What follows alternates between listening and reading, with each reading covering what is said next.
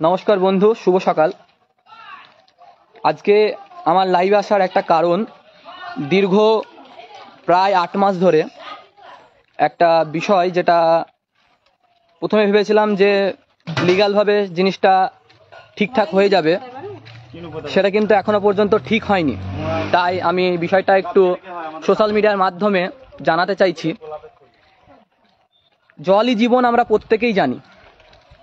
সেই পানীয় জলের লাইন বাড়ি বাড়ি পৌঁছে দেওয়ার জন্য যে রাস্তা কেটে বাড়ি বাড়ি পাইপলাইন বসানো হচ্ছিল, সেই পাইপলাইনে আমি জানি না কতজন পানীয় জল বাড়ি বাড়ি পাচ্ছে, সেই বিষয়টা হয়তো আমার জানা নেই, কিন্তু এটা জানা আছে যে কেউই পানীয় জল পাচ্ছে না পাইপলাইন যাওয়া সত্ত্বেও। কিন্তু একটা সমস্যা, ভালো রাস্তা কেটে সেই রাস্তাটাকে পুরো মানে এত মানুষজন এই রাস্তা দিয়ে যাওয়া আসা করছে, প্রত্যেকেরই সমস্যা। সেই রাস্তা এখনো পর্যন্ত ঠিকঠাক করে দেয়নি। আমি প্রথমেই রাস্তার দিক থেকে শুরু করব। আমি ক্যামেরাটা ঘুরিয়ে দিচ্ছি। এটা হচ্ছে তেঁতুলবেড়িয়া কব্রস্থান 6 নম্বর সংসদের আন্ডারে তেঁতুলবেড়িয়া পূর্বপাড়া মসজিদের সংলগ্ন একটি রাস্তা। এই রাস্তা দিয়ে আমরা প্রায় 20 থেকে 25টা ঘর যাতায়াত করি। এই একটি মাত্র রাস্তা। এই রাস্তাটা এতটা খারাপ ছিল না। সেই জলই জীবন, যে জল খেয়ে আমরা বেঁচে থাকি, সেই লাইন, যে পানীয় জলের লাইন দিচ্ছিলেন, বাড়ি বাড়ি তো পাইপ লাইনে কোনো কাজ পৌঁছালোই না, তার উপর দিয়ে রাস্তাটা পুরো নষ্ট করে দিয়ে চলে গেছে। প্রথমেই এই যে একটা কাগজ আমার হাতে আছে, 5/6/2025, 5/6/2025, এটি একটি বিডিও স্যারকে চিঠি করা হয়েছিল, ডিএমকে দিয়ে বিডিও স্যারকে চিঠি করা হয়েছিল। সেই চিঠিতেও লেখা আছে স্পষ্টভাবে যে যাতায়াতের প্রচণ্ড অসুবিধা হচ্ছে, না ঢুকছে অ্যাম্বুলেন্স, না ঢুকছে কোনো কিছু।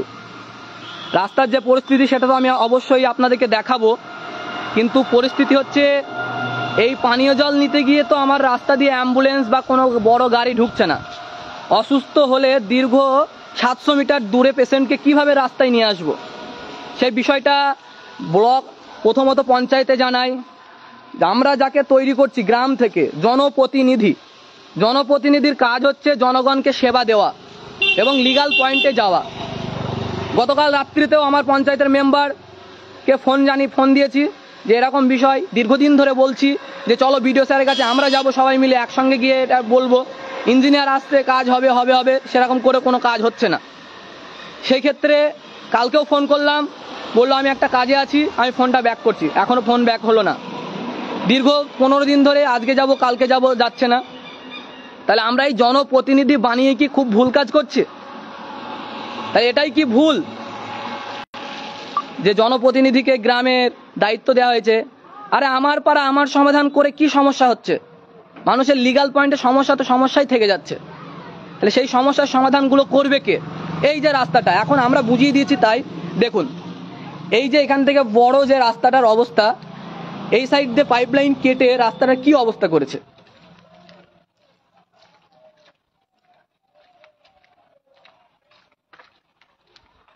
আপনারা শুধু দেখতে থাকুন রাস্তাটার অবস্থা কিভাবে রেখে দিয়ে কন্ট্রাক্টর পালিয়েছে। রাস্তাটার অবস্থা কিভাবে করে রেখে দিয়ে কন্ট্রাক্টর পালিয়েছে। আজকে শুধু আমাদের সমস্যা নয়, সাধারণ সমস্ত মানুষের সমস্যা হচ্ছে। হয়তো কেউ মুখ খুলতে পারছে আর কেউ খুলতে পারছে না। এই দেখো, 8 ফুট চওড়া রাস্তা, হ্যাঁ, 3 ফুট পুরো আউটলাইন থেকে চলে গেছে, 4 ফুট পড়ে আছে। এই 4 ফুট দিয়ে কি গাড়ি যাবে? দেখুন রাস্তার অবস্থা। তাও যাতায়াতের অসুবিধার জন্য নিজেরা অনেকটা গর্ত বুঝিয়ে দিয়েছি, পুরো গর্ত হয়েছিল 3 ফুট। এখানে কেউই বাড়ি বাড়ি কেউই পাইপলাইনে পানি পাচ্ছে না। তাহলে এই পানীয় জল নিয়ে আমাদের কি হবে? এত টাকা, এত লক্ষ লক্ষ কোটি কোটি টাকা খরচ হচ্ছে এই পানীয় জল ব্যবস্থা নিয়ে। পানি যদি না পাই তাহলে এই সমস্ত ব্যবস্থা করে কি হবে? এই দেখুন, এই রাস্তা দিয়ে বাইক চালিয়ে গেলে পড়ে যাওয়া হচ্ছে, এগুলো সব বুঝিয়ে দেওয়া হয়েছে। এই রাস্তা দিয়ে বাইক চালিয়ে গেলে পড়ে যাওয়া হচ্ছে, সেই জিনিসগুলো গাড়ি যাচ্ছে না, বড় গাড়ি ঢুকছে না। এগুলো কারা সমাধান করবে? এইটা অ্যাপ্লিকেশনটা করেছি বিডিও স্যারকে, উনি আমাকে ওনাখান থেকে রিসিভও করিয়ে নিয়েছি, কিন্তু এখনো পর্যন্ত সমাধান হচ্ছে না। কত 5/6/2025, 5/6/2025 অ্যাপ্লিকেশন করা। এই দেখুন এই পর্যন্ত। এদিকেও আরো বাড়ি আছে, এইগুলো তারপরে এখনো পাইপ লাইনের কোনো জিনিস যায়নি। এই যে এখনো ঢালাই রাস্তা,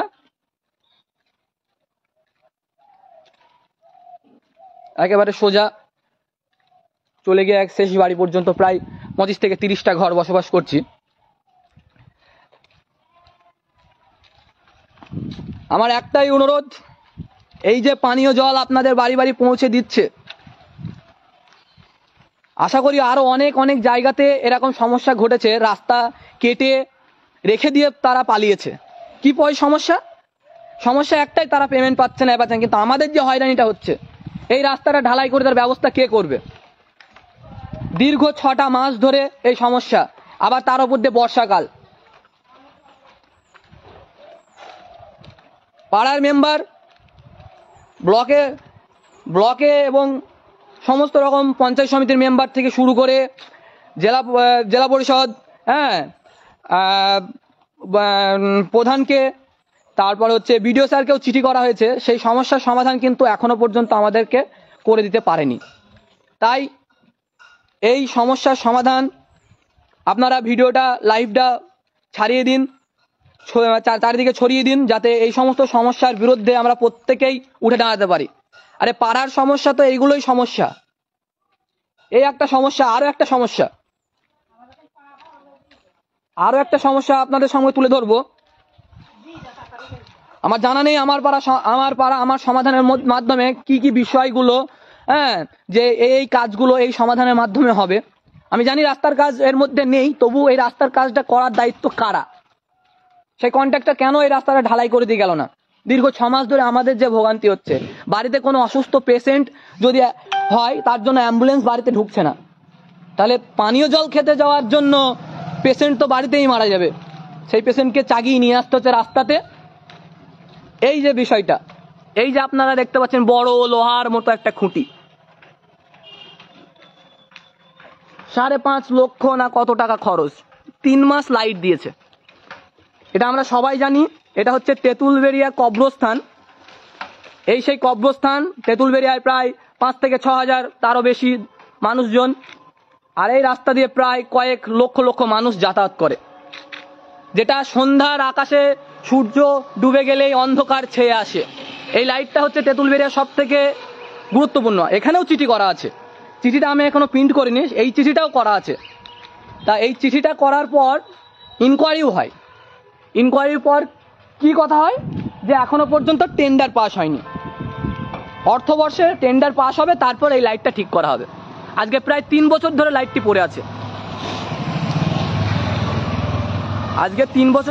পড়ে আছে। তখনকার আমার যতটা সম্ভব, তখনকার পঞ্চায়েত সমিতির মেম্বার ছিলেন হাসান আলী বিশ্বাস।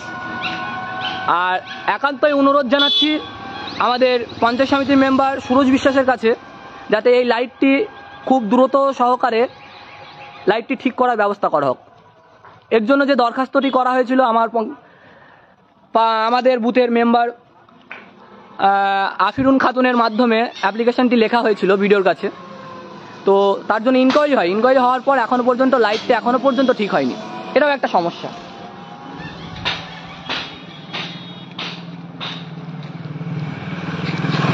এই দেখুন পানীয় জল কত টাকা খরচ হয়েছে, শুধু সেটা দেখবেন। শুধু দেখুন, বিশুদ্ধ পানীয় জল এমএসডিপি প্রকল্পের বরাদ্দকৃত অর্থে এই জল প্রকল্পটি নির্মিত হইল। বরাদ্দকৃত অর্থ দেখে নিন কতটা সংখ্যা, 13,70,660 টাকা, বর্ষ 2020 থেকে 21। সৌজন্যে নাকাশিপাড়া পঞ্চায়েত সমিতি। আজকে কত সালে হয়েছে? 2021 সাল। এই 4 বছরে একবারও যে ওয়াশ হয়েছে সেটা আমার জানা নেই। মানুষ জল খেতে এসে তো রোগে আক্রান্ত হয়ে যাবে, টাইম করে ট্যাপ ভাঙা। এই দেখো অবস্থাটা, দেখো ক বছর হয়েছে। এই সময় এই যে 2খানা ট্যাঙ্কি আর এই যে মেশিন, এই জিনিসটাতে আপনাদের কি মনে হচ্ছে এই এত মোটা অঙ্কের অর্থটা খরচ হবে? আমার তো মনে হচ্ছে না এত টাকা খরচ হবে। এত টাকা খরচ যদি হতো তাহলে ইটের তৈরি বিল্ডিং করে ভালো পানীয় জল করে ব্যবস্থা করা হতো। অর্থগুলো নষ্ট হচ্ছে না কারা ভোগবিলাসী করছে? জনপ্রতিনিধিগুলোকে বানানো হচ্ছে সঠিকভাবে কার্যকারিতা যাতে হয়। আমার তো মাথা চমকে উঠে যাচ্ছে, এত টাকা খরচ এই পানীয় জলটাতে, এই সোলার পানীয় জলটাতে। তবে মানুষজন পানি পায় না, মানুষজন পানি পায় না এবং ওয়াশও হয়নি। এই খেলে তো রোগ হয়ে যাবে মানুষজনের।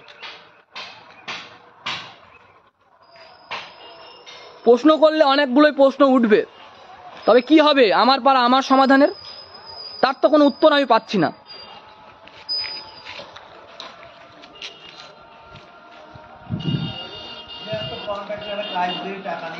এই দেখো আরেকজন আমাদের এই রাস্তারই যেটা ভোগ বেলেছে হচ্ছে, ইনি এখানে দোকান আছে, সব সময়ই থাকে, মানুষজন পানি আনতে আসলেও হ্যাঁ ইনি দেখতে পায় সবকিছু। একটু ওনার মুখ থেকে শুনবো যে কি কি সমস্যা হচ্ছে।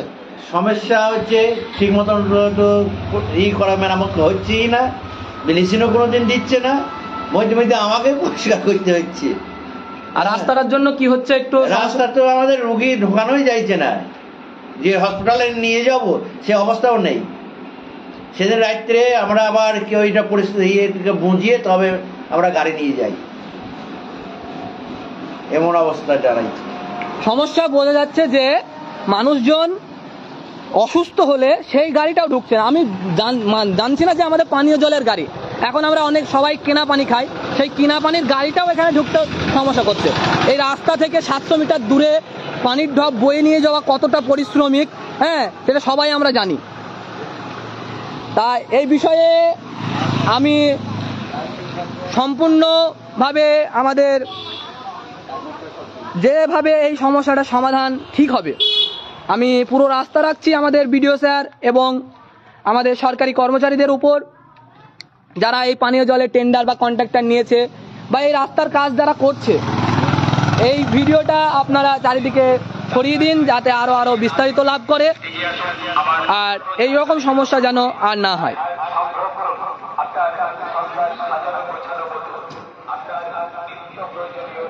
একজন কমেন্ট করেছে 10 লক্ষ টাকা পেলি তো আমার পাড়া আমার সমাধানে, ওটা দিয়ে সবটুকু ঢালাই করে নে।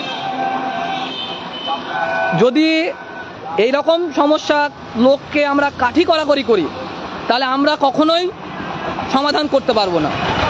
বিষয় হচ্ছে এটা, আমরা সবাইকে একত্রিত আজকে এই সমস্যাটা আমার ঘটেছে, আমার বাড়ির রাস্তা, তোমার বাড়ির রাস্তায়তেও এইরকম সমস্যা ঘটবে না কোনো কথা নেই।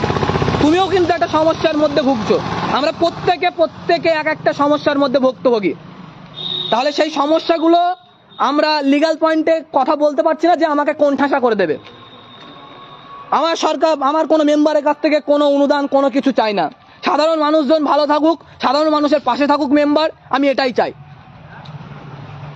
তাতে আমার রাস্তা ঠিক হোক না হোক দেখে লাভ নেই, আমার জানানো কর্তব্য যে এরকম পানীয় জলের রাস্তাটা এরকম করে ফেলে রেখে দিয়েছে।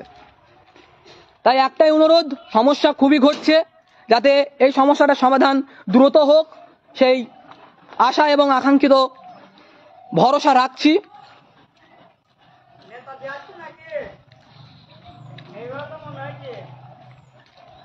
ঠিক আছে, আপনারা ভিডিওটা শেয়ার করবেন।